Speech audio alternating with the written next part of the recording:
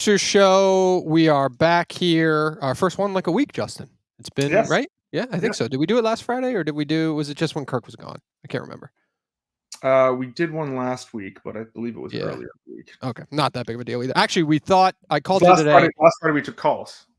Oh, true, we did do that. We were going to. So you are moving today. So happy moving day to you. Yes. Moving back and later today, what did you say? 3:00 later today. Yes. You are going to be streaming yourself walking that route, right? Yep, 6 miles all the way from Norton to Mansfield. 6 miles, holy shit! So you're gonna be streaming. I called you and I was like, oh, maybe we'll do a producer show while you're doing the walk. So it's but then it was kind of like, well, you'd have to switch, and it just turned into kind of a clusterfuck. It's not worth it. So this way, you're just streaming the full walk, and you're good. So we're doing it now. We're doing it early here. We didn't give too much notice, so I apologize to you guys if you just watch it on demand. You'll watch it on demand. But first things first, we just saw. What are you laughing at? You're telling people watching it, go watch it on demand. No, I'm saying that if we didn't give notice that we were doing a producer show, we just like did it impromptu. So like I guess most people are going to watch it on demand because they don't know what's happening, right? Probably. Yeah. Okay. Whatever. I'm just rambling at that point. All right. Kirk just tweeted, "We have a new enemy." We just heard the same sound you guys did. We'll play it here in a second. Can I just start with kind of like a quick rant on it? We've complained about salespeople. I've heard Kirk done it in the past. They're the worst. If you sell a product, but you can't pronounce the hosts or the maker of that product's name, like, what is that noise? You suck. Like, you just suck. How do you know what I mean? I know that's kind of petty, but like the guy who's supposed to sell Kirk Minahan pronounces his fucking name wrong. That is like one of the worst looks I've ever heard in my life. Yeah, it's not a good look. Okay, just play it. Just play it so other people can hear it. 2019 to 2021, like, it was every 2 months there was a hit piece. There was a Deadspin, article on us, Daily Beast, and then you had, other people, Kirk Minahan's crew coming after us and going after the advertisers, and it was a lot of just defending the wall. Cry about it, like cry about it. You sell Barstool Sports. Like, what do you expect? Like, it's not NPR that you opted to sell. You decided to work for Barstool Sports. It's like on the edgier side of content, which is, by the way, like it's an overreaction to look at it that way anyway. I'm assuming there's specific brands that are comfortable working with, non-pussies, and then there's brands that aren't comfortable working, with edgier content. I think that's just crazy. To me, the biggest thing is like, are you blaming Kirk for like an activist comment? You know what I'm saying? Like, is that what he's saying? You're blaming Kirk that Murchison exists? Like, just make sure you're on the up and up and explain it to people. And it's not that fucking hard, I wouldn't think. Yeah, it's just one of those things where it's like salespeople just want like the easy job. They just want to go make the easy, like, we have McDonald's. They want to give us $1 million and, right. for, good PG content. I know maybe we push the envelope a little bit, but it's like, I don't know, do your job. Like, go out there, find the brands that want to work for Kirk, want to work with Barstool. I mean, think about it. Like, think of how big the case was. The case season 1 was huge. Right. Like, normally what happens is a podcast, Kirk tries something new at Barstool Sports. There's never been a true crime podcast ever done before. So maybe they're not sure how well they can sell it. The case season 1 was huge, was ginormous. You would think the case season 2 would have all these, advertisers ready, lined up to go. No, it had absolutely nothing. And then they're still like not ready to go. It's like Kirk said, what Kirk's dad would always say, they're liars, cheats, and whores. Yes. Yep. No, I mean, I know we'll hear about it from Kirk on Monday. It's just such a whiny fucking mentality. Like I'm assuming I'm hopeful that if that guy is the head of sales, I'm hopeful that there's people underneath him who understand like Barstool and understand that it's the type of content that maybe you have to explain things a little bit, but really not, probably not. I feel like it's such an overreaction too. It's like, were they really getting like a shit ton of blowback, especially about Kirk show? Probably not. There's probably one person being an asshole, and we know who that person was and is. Mm-hmm. So I just always have felt that it's always been overreaction like that. So I don't know. It seems like the end of the clip, he kind of like attempts to catch himself and make good, like, oh, but we got through it. But I don't know. What's that guy's name? Ryan McDermott? Yeah. I've never heard of Ryan McDermott. Neither have I. I mean, I guess why would we hear about the sales guy? I guess I don't know, but I just go back to the first thing I literally heard was him pronouncing Kirk's name wrong, which is just such a fucking horrible look on his part. But all right, you got anything else for that? I mean, it's one thing if he's like, oh, Dave Coolin, but like Kirk Minahan show. Yeah, like, we're fucking nobodies. He shouldn't know who we exist, but Kirk exactly. You should know, like Kirk Minahan. He's on a show with Dave Portnoy that I'm sure he sells. Like you need to know it's Kirk Minahan. I don't know. But. Right. Yeah, it's just a horrible, horrible look. All right, let's go on to number 2 for the day. Maz, will be quick with this one. It was covered ad nauseum yesterday. We were kind of wondering, would he apologize? Wouldn't he apologize? Maz went on the air and apologized. I believe it was at like 3:03, so he didn't do it in the first hour.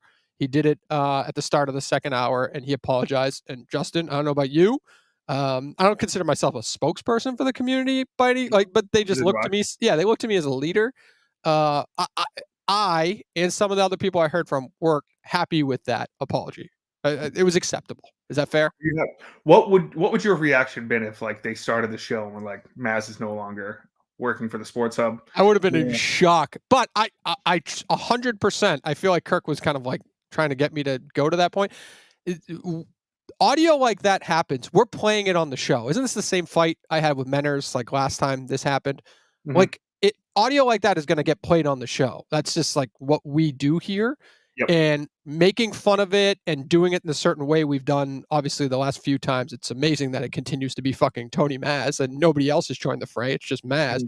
But like it wouldn't matter. There's no difference between Maz and Mark Bertrand, for God's sakes. We're playing that audio on the show and then we're clipping that audio and we're posting it and we're whatever. So like it's gonna get out there. Whether it's like if we did it on the show, would the New York Post pick it up or would TMZ?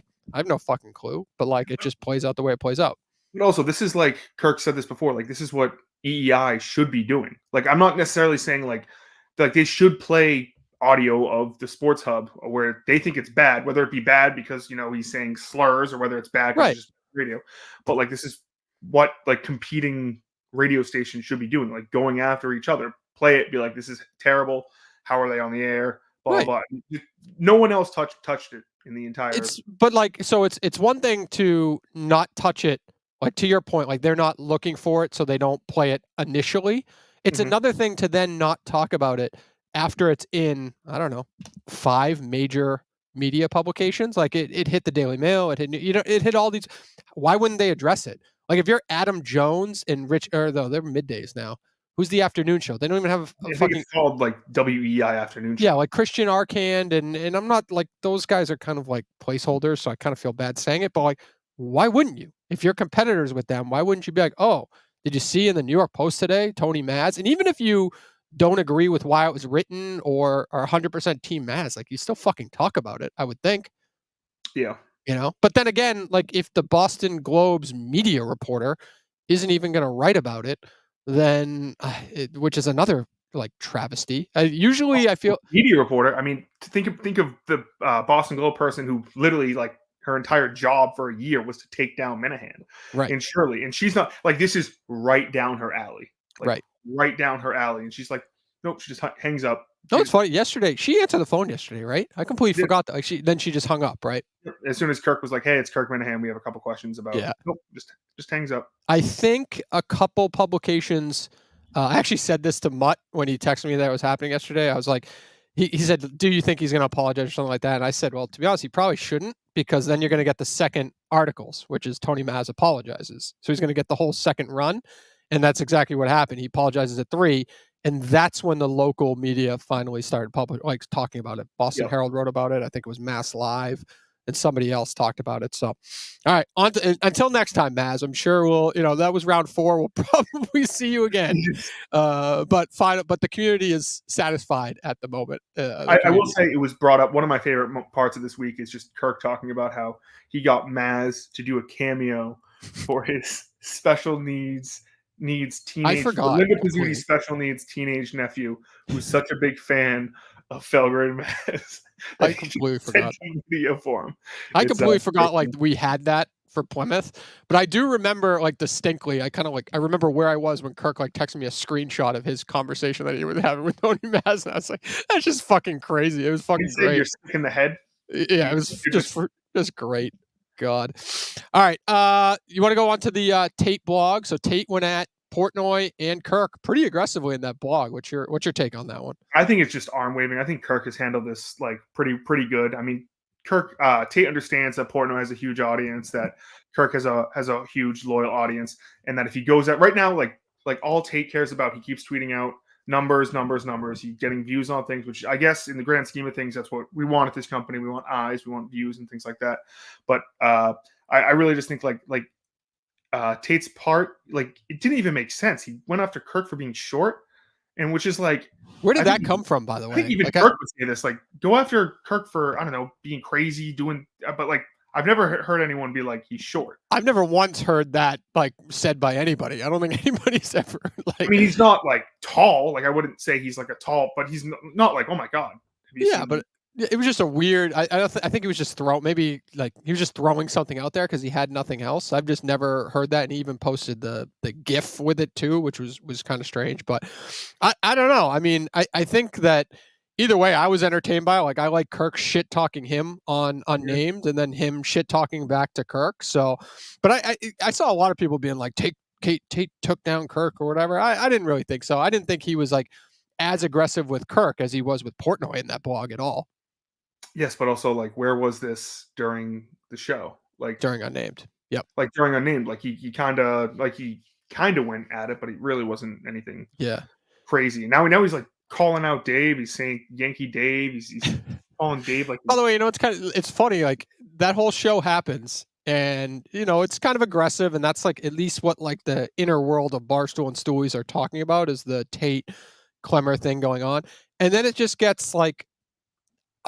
What's outdone, I guess is the word, by Dying Guy at the end of all things. Like, and Dying Guy, last time I checked, was like the #1 blog on. I think Nate wrote about it this afternoon. It was #1 on Barstool of like Kirk Minahan talking about Dying Guy, which is just like, I don't know. It makes you realize like what a like crazy like world that we're in, because they were in such shock.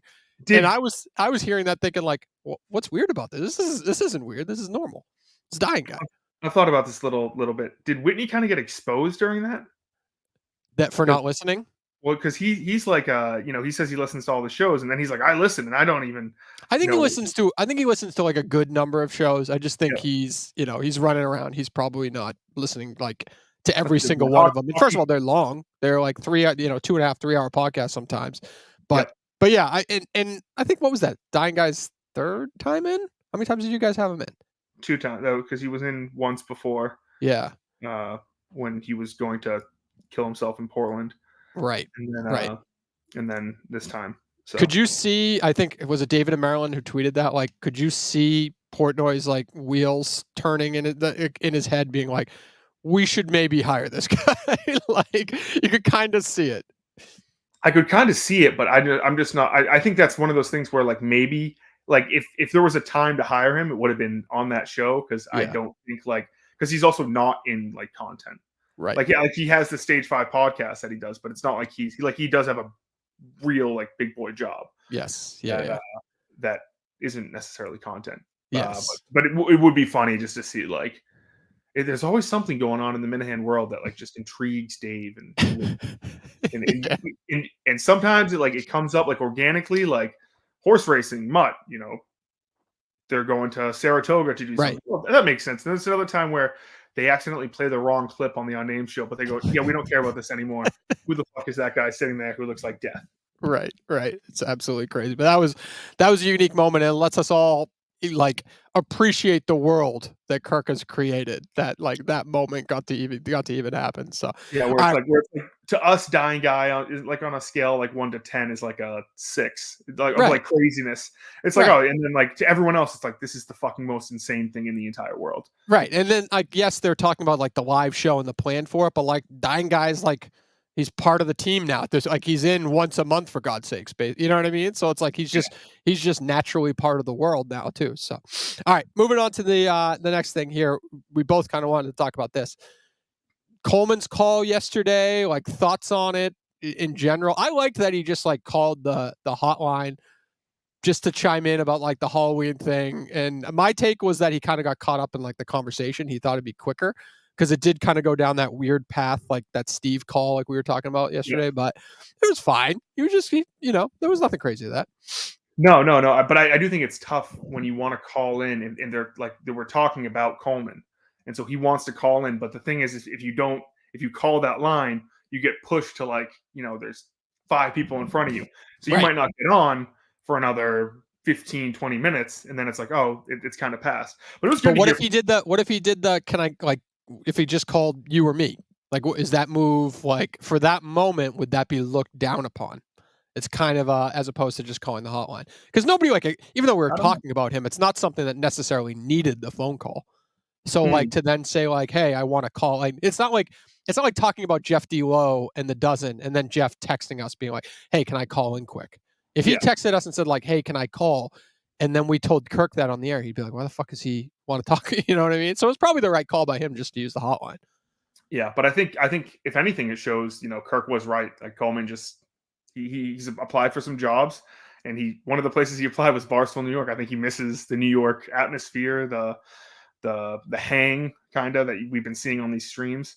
So yeah, probably, but also to Coleman's defense, like if he's just looking for a job and that's available, and it's in New York City or he's looking for other, there's probably not that many, unfortunately, right now. So I don't look down upon him for that in any capacity. But all right, next up, somebody posted this morning too the Simmons clip of Mike Lombardi falling for. I think I've heard a couple other radio shows start talking about it. I think if we were listening to every sports radio show in the country, I'm going to say like 25% of them probably talked about that yesterday. Probably. I have it if you want to play it. Go ahead. Learned from the documentary that if it wasn't for Kraft to navigate the Brady-Belichick relationship, the thing would have fallen apart 10 years earlier. Right. But here's the funny thing. Now we're finding out that now that Brady is the part owner of the Raiders, he wants to hire Belichick. I don't know if that's true or not, but now we're finding that out. Like, so what's true? Like, right. Well, but first of all, like, he knows he's friends with Belichick. He's literally, I think he's on Belichick's podcast every single week. Like, for him to actually buy into that in any capacity versus like, why don't you just text the guy and be like, hey, is there any truth to this nonsense or whatever? Like, it's just weird for him to just like immediately go to like that it's a legit possibility. It's one thing if like some random radio host in Arizona falls for it. It's another thing for the guy who when Belichick wanted to get news out, like would go to Michael Lombardi, right, to like put news out there to be like, yeah, this could be true. But I just think how much like this blew up is just so funny. Just when you look at like people, it was everywhere. It was fucking everywhere. I actually think, and we'll play it on Monday too, I'm sure. Part of my take kind of I wouldn't say fell for it, but like they were up in the air of like, is it real? Is it not real? And I think Hank was kind of sitting there being like, yeah, but Kirk has connections. He used to talk to Brady, and he like it's just weird. Like we were talking about yesterday with the blog of what's his name, Nicky Smokes. It's like your own company is even falling for this shit, which is just fucking wild. So well, last year I put out in December, I think it was, I put out a tweet. It was reported that Belichick was getting fired after the season. People were going to that. And then I just tweeted out like breaking news, sources inside the Patriots confirm that it's not true. Belichick, these rumors are disgusting. And I think Hank reported that on Part of My Take. That's right. I remember that happening. That's right. Like, there was no video to that. Like, and it was literally like just me. And like some people ran with that. So people will run with anything. Right. Commenter in here says, your house is a mess, Cully. Yes, I am in my basement and my kids have run wild in here. So yes, it is a mess. Thank you for pointing that out. Let's see. Mick, back in the Minifan world here. Mick, he's got a new podcast that will be, he's recording it this weekend. I believe we will have it for Monday. I think it'll be available at midnight on Monday. What are your thoughts? Are you nervous at all about what Mick is going to say about you, or how are you feeling right now? I'm excited. I mean, it seems like he's in a good spot, that he's ready to get back into the world. So we'll see. I honestly, I don't have any predictions. I really don't know what he's going to say. Yeah. We haven't really heard much from it. Like, we know he's moved out of Christian's house and things like that, but we don't know like where he's currently living, what his current situation is. Right. He's dropped like hints here and there. Like, I think he had one tweet that said he's like, he now lives closer to the studio. That could mean 5 minutes. That could mean an hour. Yep. But no, I'm excited to see what the McMahon has to say. Yep. I'm excited as well. Looking forward to seeing what other enemies that Mick has, because the only one I know of is you, or even though he's kind of gone away from that a little bit in some of those tweets, but I'm looking forward to who else he has problems with. So that'll be fun to see. But all right, what do we miss here? Any takeaways? I didn't really have honestly, I didn't have one takeaway really from Mutt show last night. It was just kind of the normal. It's just look at this. Mohegan Sun, Mike Manansky, Eitan Shander. You laughing because the audio's not good? We good? We good on your end? Oh, we're great. Okay, good. I'm bouncing around. I'm ready to go. You look sharp. Thank you. Like, no, this is fantastic. Wearing my best Milton's V-Store for men. Free great location. How do you feel when you walk in and you see that and it's like 6 o'clock and there's just nobody there? How does that? So there was 1 Minifan there yesterday, but the problem is not necessarily, because I understand like getting to Mohegan's not the easiest thing, but you go in the live chat and there was at one point, I think it was 20 minutes in, there was 47 people there watching. Yeah. And from the heights of, I think week 1 was like 800 or like 900 or something like that. Yeah. And it's just like, buddy, what are you like? It's just all it's all controlled by you and Kirk. Like you've been going, right? So it's how many videos you're pumping out there. Yeah. And then him retweeting them and then people buying in. But like, there's just not, I mean, I think there's just not much to say anymore. Like how many times can you react to the same video of nobody sitting in those tables in those chairs? Like how many more times can you do that? So I think yesterday, what was the peak when I jumped in, there was 49 live viewers. So I don't know. It's just I don't know what to say about it anymore. To be completely honest, it's sad. You're right. It is what it is. Like maybe if there was constantly 900, 1,000 viewers, and you're like, oh, this is something. I understand this, but it's just tough. Yeah, poor Mutt. I don't know. He did have a good Mutt stack today. I liked it. I was quoted in it. There's some other news. That was another thing too. He has to stop calling it the Friday 4. You're really into this. You can't say it's the Friday 4-pack and then give 3 bullet points. Well, now you can, knowing how angry it makes you or other people. You can do that. That's not like. No, you can't do that. You can't be like, "What's your favorite trilogy?" And you're like, "Oh, my favorite trilogy is the John Wick." The 4 John Wick movies. Like that's not a trilogy. Right. I don't know. It still makes me mad that like Mutt doesn't do any video content. He just doesn't do any. Like I don't know why. Why wouldn't he have a video to go with each like news story that he put in that Mutt stack, and then draw people to subscribe to the Mutt stack? Like the video is what's going to get people in mostly. You know what I mean? Even last week he did a whole like rundown thing. He typed out a whole rundown on Drake May. I was like, why don't you just put the fucking phone in front of your goddamn face and say that on video versus typing it out in a tweet? I think this is just one of the things where it's like Kirk was right. It's just Mutt's a frustrating person, and like when Kirk says he's like, I've tried it with this guy. Like now people finally understand when he's like, I've been doing with this guy for 10 years. Yes. And once you just come to peace with yourself, that like, well, there's nothing I can do. Yeah, I don't know. We're going around in circles on the. It's just so frustrating because he's such a nice guy. He's fun to have on the show all the time. It's just fucking. I don't know. It's infuriating, regardless. Let's see what else. We talked about our dying guy. We talked your move day. I think that's really it for the Minifan stuff. Can I say this like on random news stories angle? Is I thought Trump was like sneaky funny last night. Did you see those clips? The clips of him at that. What is that? Because like then did you see Kamala Harris's video? She recorded a shitty video. Supposedly it's just like one of those political dinners that like you're supposed to go to if you're a candidate. Mm-hmm. And it's like this, I think it's for Catholics in New York or something like that. And like all the leaders are in New York are there, like Schumer was there and everything like that. And it's just something that I believe like most of the candidates and people in power like always go to, because I don't know. That's why I trusted Trump I don't know why I am, but I trusted Trump when he said that. Like it's a sign of respect. You're supposed to go to this thing. Supposedly there was only like 1 or 2 other people that didn't, but her to record like some shitty video and just play it versus being there was a bad look. But he had some funny like fucking lines, and the host Jim Gaffigan, who I haven't seen Jim Gaffigan in a while. He was pretty aggressive. He almost sounded like he was like a Trump supporter. I don't know if you heard that. It was like I haven't heard it. You haven't heard it. It was just it was sneaky funny. He made a few jokes, but besides either way, I just want to point that out. And then randomly, did you just see that Jay Cutler got a DUI and had a gun on him? No, I did not see that. I know Jay Cutler. I hadn't heard his name in quite some time, so I don't know. See if anything falls through. Anything else you want to cover before we head out of here? You got the 3 o'clock. It's 6 miles. Yeah, 6 miles. Fuck. So that's going to take you say 2.5 hours? It says on the thing 2.5 hours, but I mean, I can't imagine walking slower than 2 miles per hour. So. You're going to have to bring that battery. Will your battery charger thing help you last all the way for the 2.5 hours? Yeah. It's pretty big. Yeah. So.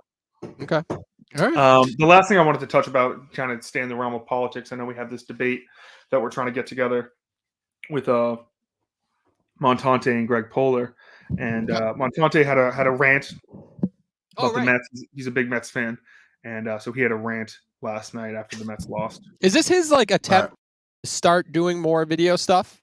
I used to tell him all. I know he did one last week, but is he trying? You think he's trying to ramp it up and normalize it? I think this is just him just being I need to get this off my chest. Just impromptu. I told him a while ago because he was doing all those Jerry appearances. I was like, you're gonna start making short form. Same thing I told Mutt. Start making short form videos and just fucking pump that shit out there. He likes doing the content, so do it. But this is go ahead, play it. All right, we're doing long gut. Never a good sign. The Mets are down 7-2. I don't care what you say. Listen, everyone says, "Oh, you can't win 3 games in a row." That's bullshit. Okay, that's bullshit. You win tomorrow, 3-2. Go back to LA. Worst sports town in America, maybe the world. You make the argument. You win another game. You win 2 in a row. Now you make it 3-3, and then Game 7, anything can happen. And we got Manai on the bump for Game 6. Listen, LA is the worst sports town in the world. Gavin Newsom's ruined that fucking state. Hey, shout out to that cocksucker out there in Sweden. I mean, he's this. What's up with Paul? This guy's a fucking moron. Trump's definitely winning. I got news for you on that. So that's actually good. The Jets may be actually good too. Devontae Adams, I'm grasping at straws here, but they're 2-4. Devontae's back. But let me tell you something here, okay? Look at this. This is a 69-degree wedge. I was beaten over the head with this. Beaten over the head for months. 2 months now. Not that many months. But I finally bought it, playing golf. Dropped Alex off at the airport this morning with her sister and a friend to see a concert. I'm not doing much work tomorrow. If my boss sees this, I apologize. Apologize in advance. Playing golf tomorrow, playing golf Saturday, playing golf Sunday. I'll be golfing. The Mets will be winning. The Jets will be winning. 3-4 Sunday night. Big things coming. And Donald Trump will be back in office. So things looking up. It's just literally all. Did he say 69-degree wedge at the end? I thought originally he said 60-degree wedge, and I was like, oh, that was. But then I heard 69-degree. But my thing is, so the first half is I've been there. You're sports and getting your ass kicked. You just want to get it off your chest. You want to say something. Then he goes into a rant about how he's I love it. I love Unhinged Montante about how he's golfing the rest of the weekend. Yep. So I think that's maybe a shot at the haters. I'm not exactly sure. What was it? It was from a strategic standpoint, he's doing his impulse rant like you're talking about. But he then has to weave in the Greg Poehler because if all of his followers, you see the Mets are currently playing the Dodgers. Yes. The Dodgers are in California. Which is Hollywood elite. California is run by Lib Gavin Newsom. Another Lib, Greg Poehler. Yep. Who he's going to do a debate with. Yes. Is also a cocksucker. Yep. Yes. I was going to say, according to this, he's a cocksucker. He then circles that around to Trump is winning. So it's actually who gives a shit that the Mets are down. Because one, because they're going to win anyway, and two, because they're going to win. His real team is going to win. Yes. Right? Even though this other team is going to lose, his real team's going to win. And then he finally, somehow, because Trump is a big golfer, so somehow somebody finally convinced him to buy that 69-degree wedge. Yeah, I honestly not going to – I have no idea how the wedge got played in there. Right. Doesn't make a lot of sense. You're saying he got beat over the head the past couple of months with the 69? I don't know. With the idea of buying. I think it was with the idea of buying the 69-degree wedge. I thought maybe when he's playing golf, someone's been hitting him in the head, gone Tiger Woods' wife with him. I wonder why. I saw Pat Ford. Pat Ford, are you still in the chat? What 69-degree wedge? Why did he succumb to the idea of – hold on, let's see. Instagram ads got him. I know all about that. But okay. But why did he succumb to the 69-degree wedge? It's maybe not. Maybe there's been a bunch of Instagram ads just been bam, if you don't have the 69-degree wedge, you're a lib. You're a cuck. I have a 60-degree wedge that obviously I hit further than most people who play golf, but I've never swung a 69-degree wedge. Let's see. Oh, because 69 is a funny number. Okay, that makes sense. How to like kind of loop that in. Yeah, I think he was trying to be funny with the video. And 69 is funny, I think. 69, it's a sex act. Yeah, it's a sex act. That's right. All right. That's about it, I guess. 3 p.m. Yeah, that 3 p.m. you're going to start the walk? 3 p.m. I'm going to start the walk. 7 o'clock tonight, Robbie V show. 8 o'clock, Mike and the Minifans. And then 9 o'clock, we have the Unrelated show. Oh, should we read off the schedule for next week? I remember somebody asked us in the chat last time we did a producer show. Next week, because we made a calendar now. Monday, I shouldn't say Nick like last names, right? Yeah, not a good idea. We just don't know exactly. Right. Monday, Joe. So get ready for Joe. He's going to be electric. And Bon Mike. Joe and Michael will be in. Wednesday, right? Yep. We think, as long as that works for Kirk. If that John and Warren and Mike Mutnansky. Mm-hmm. And then Thursday, get ready for the Real Pops and Michael Geary. And then we could go off. I won't list the next week after that. But actually, I think we're good the next week. We got one other fan who's been in before, and then another newcomer the next week. Oh boy. Yeah. So we got in the next 2 weeks 3 newcomers who are coming in. So we got hopefully, even though I thought Charles did great, but we'll see how these guys do. All right. More Charles. All right, my friend. Okay. Good luck on your move, and we'll talk to you again.